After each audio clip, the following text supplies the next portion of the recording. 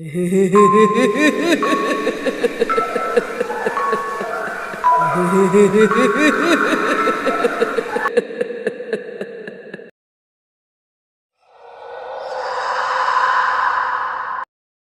aku Raffi, aku ngekos di daerah Karangjati. Daerah yang kalau malam jam 9 lewat sudah sepi. Kecuali satu hal, gerobak bakso yang selalu lewat tiap malam. Orang sini nyebutnya bakso malam Pak Darmin. Pertama kali aku dengar, kupikir cuma pedagang biasa yang jualannya kebetulan malam-malam. Tapi setelah beberapa bulan tinggal di sini, ada banyak hal yang bikin aku heran. Pertama, suara gerobaknya selalu sama, kayak direkam. Tieng, bunyinya pelan, tapi ritmenya persis. Tidak pernah lebih cepat, tidak pernah lebih lambat. Kedua, dia selalu muncul jam 23:11. Nggak pernah beda, bahkan saat hujan sederas-derasnya. Aku jarang beli, tapi teman kosku Bintang hampir tiap malam pesan. Katanya baksonya enak, kenyal, gurih, dan beda dari bakso manapun. Rahasia sendiri, kata Bintang sambil ketawa. Tapi suatu malam dia pulang dalam keadaan pucat. Dia bilang sesuatu yang aneh. "Vi, baksonya itu gak benar," katanya sambil menutup pintu kamarku. Aku pikir dia bercanda, tapi Bintang serius banget. Tadi aku lihat pas aku duduk, Pak Darmin itu kayak ngomong sama sesuatu di balik gerobak. Kayak suara orang lain, tapi berat banget, nggak jelas. Aku cuma nyuruh dia jangan suudzon. Tapi malam itu, jam 23:11, gerobak Pak Darmin lewat. Dan untuk pertama kalinya, suara kentongnya berhenti tepat di depan kos. Padahal biasanya beliau cuma lewat. Aku intip dari jendela. Aku lihat Pak Darmin berdiri di depan. Gerobaknya tegap, diam. Wajahnya tidak kelihatan jelas karena lampu jalan mati satu-satu yang bikin merinding. Beliau seperti menghitung sesuatu sambil menoleh ke arah kamar kos. Tangannya bergerak satu-satu, seperti menghitung jumlah penghuni. Aku mundur dari jendela. Besok paginya, aku tanya ke ibu kos. Dia cuma bilang, Pak Darmin itu sudah lama jualan di sini. Baik orangnya. Tapi ekspresi wajah ibu kos berbeda. Matanya bergerak ke kiri kanan, seolah menyembunyikan sesuatu. Malam berikutnya Bintang makin aneh. Dia demam, tapi tetap ngidam bakso itu. Dia bilang, kalau tidak makan bakso malam itu, kepalanya seperti mau pecah. Aku curiga, baksonya mengandung candu atau apalah. Tapi yang bikin tambah gila, jam 23:11, suara kentong itu lagi-lagi berhenti di depan kos.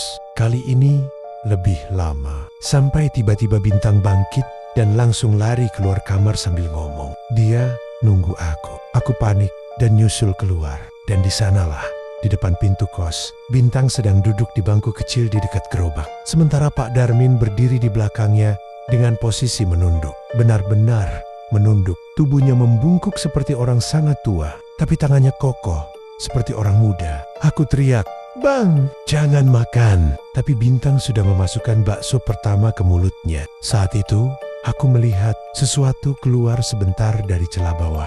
Gerobak, tangan kecil, pucat, kurus, dengan kuku panjang. Seperti tangan anak kecil yang sudah lama tidak kena matahari. Tangan itu menarik adonan bakso dari ember besar. Bintang terus makan. Tapi wajahnya berubah. Mukanya pucat, bibirnya membiru. Dia seperti dipaksa makan, padahal tangannya gemetar. Pak Darmin cuma berdiri di belakangnya, masih menunduk dengan posisi yang aneh, seolah tidak punya tulang di punggungnya. Aku tarik Bintang, tapi tiba-tiba suara berat muncul dari bawah gerobak itu. "Jangan diganggu." Suaranya bukan suara manusia, lebih seperti suara dua batu besar digesekkan. Pak Darmin menoleh perlahan sekali dan matanya hitam pekat tanpa bola mata.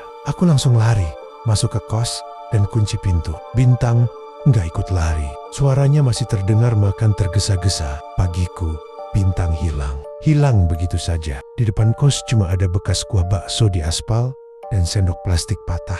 Ibu kos bilang mungkin pulang ke kampung. Tapi aku tahu itu bohong. Aku lihat sendiri wajahnya ketakutan. Aku lapor polisi, tapi mereka cuma bilang, tukang bakso itu nggak ada kok. Nggak ada pedagang malam di daerah situ.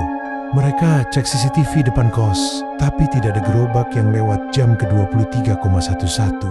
Hanya terlihat Bintang keluar sendiri, berdiri di depan gerbang, dan kemudian menghilang seperti ditelan gelap. Sejak kejadian itu, Aku tidak pernah melihat gerobak bakso Pak Darmin lagi. Tapi, seminggu kemudian, aku menemukan selebaran kertas kumal terselip di bawah pintu kosku. Tulisan tangan, goresannya tidak rata. Kalau mau dagang laris, tahu tempatnya, datang jam ke-23,11.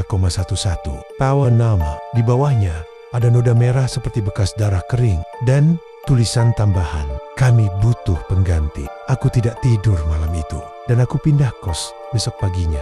Tapi sampai sekarang, tiap kali aku lewat daerah Karangjati malam-malam, kadang aku masih mendengar suara samar. Tiek, dan suara kecil seperti tangan anak kecil yang mengaduk sesuatu. Setelah pindah kos, hidupku tidak langsung tenang. Ada hal-hal yang tetap mengikutiku. Awalnya kecil, seperti mimpi buruk yang terasa terlalu nyata. Aku sering mimpi melihat panci bakso besar mendidih perlahan, dan ada wajah seseorang muncul di permukaannya. Kadang wajah itu bintang, kadang bukan. Tapi yang paling sering muncul, wajah itu anak kecil yang pucat, dengan mata gelap seperti cerukan. Suara yang sama selalu terdengar, kami belum selesai. Aku pikir itu cuma trauma, tapi 3 hari setelah aku pindah, aku mulai sadar kalau ini bukan mimpi biasa. Karena aku mulai mendengar suara itu saat aku terjaga. Satu malam, jam 23:11 ya, jam itu lagi, ada ketukan di pintu kontrakan baruku. Pelan, tapi ritmenya seperti ketukan logam. Ting, ting, ting. Aku diam. Tidak mungkin itu tetangga. Kontrakan ini barisan kamar pekerja. Biasanya jam 9 sudah gelap semua. Ketukan itu berhenti. Lalu sebuah suara anak kecil muncul dari balik pintu. Mau tambah laris? Aku merinding total. Aku bukan pedagang apapun. Suara itu salah alamat atau sengaja mencariku. Aku tidak buka pintu. Pelan-pelan, suara itu berubah. Awalnya, suara anak kecil. Lalu kemudian jadi serak. Lalu berat seperti suara yang aku dengar di bawah gerobak malam itu. Kami sudah pilih kamu. Aku mundur. Napas berat. Tapi ketika aku kira suara itu akan makin jelas, tiba-tiba hening. Sunyi total. Saking sunyinya, aku bisa mendengar detak jantungku sendiri. Besok paginya, aku menemukan sesuatu terselip di bawah pintu. Bukan selebaran seperti dulu, tapi satu butir bakso. Bakso itu pucat, lembek, dan mengeluarkan bau anyir samar. Di permukaannya, seperti ada bekas cakaran kuku kecil. Aku buang secepatnya. Tapi sepanjang hari, aku merasa seperti diperhatikan. Beberapa minggu berlalu, dan aku berusaha hidup normal. Tapi tiap kali jam 23:11 lewat, aku merasa ruangan menjadi lebih dingin, seperti ada yang lewat di luar. Sampai suatu hari, aku mendapat kabar dari ibu kos lama. Nada suaranya gemetar. Raffi, seminggu setelah kamu pindah, ada yang melihat Pak Darmin. Aku terdiam. Di mana, Bu? Di pos ronda belakang gang. Tapi, bukan seperti biasanya. Ibu kos menarik napas panjang. Geledek terdengar dari arah telepon. Dia lewat tanpa gerobak. Tanpa gerobak? Ya, dia cuma jalan. Jalannya berat, seperti menyeret sesuatu. Tapi tidak ada apapun di lantai. Aku diam. Bulu kudukku naik semua. Yang lihat bilang tubuhnya lebih tinggi dari sebelumnya. Punggungnya seperti ada sesuatu yang nempel. Anak kecil, katanya, memeluk dari belakang. Tapi kepalanya tidak kelihatan. Aku duduk, kaki gemetar. Itu bukan manusia lagi. Ibu kos melanjutkan. Suaranya makin pelan. Dan ada satu hal lagi. Dia berhenti tepat di depan kamar kamu dulu. Terus dia ngomong pelan sekali. Aku menelan ludah. Ngomong apa? Ibu kos mencoba menirukan suaranya. Pelan, serak, tidak manusiawi. Dia sudah ambil salah satunya. Aku paham maksudnya. Bintang. Dalam hati, aku berharap itu hanya halusinasi orang lain. Tapi aku tahu, bukan. Sejak malam itu, mimpi-mimpiku berubah. Tidak ada lagi panci besar atau wajah anak kecil. Kini aku mimpi melihat tempat gelap, seperti gubuk tua atau gudang terbengkalai. Di tengah ruangan ada meja panjang dari kayu yang hampir lapuk. Di atas meja itu, ada ember besar penuh sesuatu yang bergerak pelan. Dan di belakang ember itu, ada sosok. Aku tahu itu Pak Darmin. Tapi tubuhnya jauh lebih tinggi, lebih kurus, dan wajahnya bukan wajah yang dulu. Seolah kulitnya melorot, menyisakan garis-garis hitam seperti serat pohon gosong. Setiap mimpi berakhir dengan suara itu lagi. Kami butuh pengganti. Kau tinggal bilang nama. Dan aku selalu terbangun dengan keringat dingin. Aku pikir semua ini akan berhenti kalau aku abaikan. Sampai akhirnya terjadi kejadian yang membuatku sadar. Aku tidak bisa lari dari ini. Di depan kontrakanku, malam itu jam 23:11, aku dengar suara kentong. Tiap. Padahal gerobak itu tidak pernah muncul lagi sejak bintang hilang. Aku mengintip dari jendela dan di ujung gang aku melihatnya. Gerobak bakso itu. Tapi bukan didorong Pak Darmin.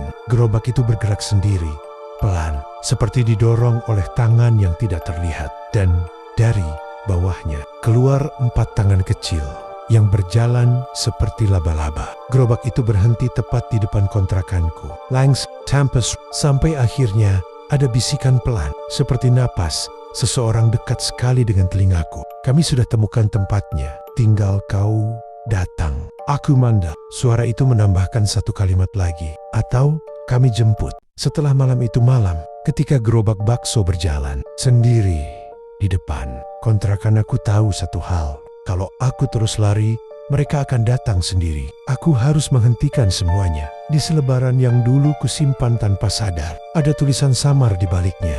Seperti goresan kuku kecil. Belakang pasar lama, jam 23:11. Aku pikir itu cuma coretan random. Tapi sekarang, aku tahu. Itu pasar lama Karangjati sudah tutup lebih dari 10 tahun. Bangunannya separuh roboh. Jadi tempat gelandangan lewat. Nggak ada lampu di sana. Bahkan warga sekitar jarang lewat kalau malam. Tapi malam itu, pukul 23, aku sudah di sana. Satu-satunya bekal, senter kecil, dan keberanian yang nyaris habis. Aku masuk lewat lorong sempit di antara kios ikan. Bau amis busuk masih menempel di dinding, seolah pasarnya ditutup kemarin. Angin malam masuk dari atap yang bolong. Setiap langkahku membuat debu turun seperti hujan tipis. Tepat jam 23:11, aku mendengar bunyi itu. Tieng, bukan dari luar, dari dalam pasar. Gerobak itu ada di tengah lapangan pasar yang gelap total. Gerobaknya sama seperti terakhir kulihat, tapi lebih kotor, seperti lama tidak dibersihkan. Roda sebelah kanan hilang, entah bagaimana gerobak itu bisa berdiri. Aku mendekat sedikit, dan dari balik gerobak, aku melihat Pak Darmin, atau sesuatu yang dulunya Pak Darmin. Tubuhnya lebih tinggi, lebih kurus, punggungnya bungkuk seperti tertarik beban besar yang tidak terlihat. Kulitnya pecah-pecah, dan dari sela-selanya keluar cairan hitam pekat menetes ke lantai. Di punggungnya menempel 4 tangan anak kesel, tapi tanpa kepala. Napasku tercekat. Di sekeliling gerobak ada ember besar yang mendidih pelan. Aroma anyir langsung memukul wajahku. Itu bukan aroma daging. Itu aroma busuk yang hanya keluar dari tubuh manusia, yang mulai membusuk tapi dipaksa hidup. Aku tahu apa yang ada di sana. Aku tahu di mana Bintang. Suaraku pecah sendiri. Pak Darmin tidak menjawab. Tapi suara itu muncul dari tempat lain dari bawah gerobak. Sudah diolah. Aku hampir muntah. Tiba-tiba sesuatu merayap keluar dari kolong gerobak, tenggen-tenggen kecil pucat. Jumlahnya lebih dari 4. Semuanya bergerak seperti laba-laba. Aku mandek, tapi tangan-tangan itu mengejar.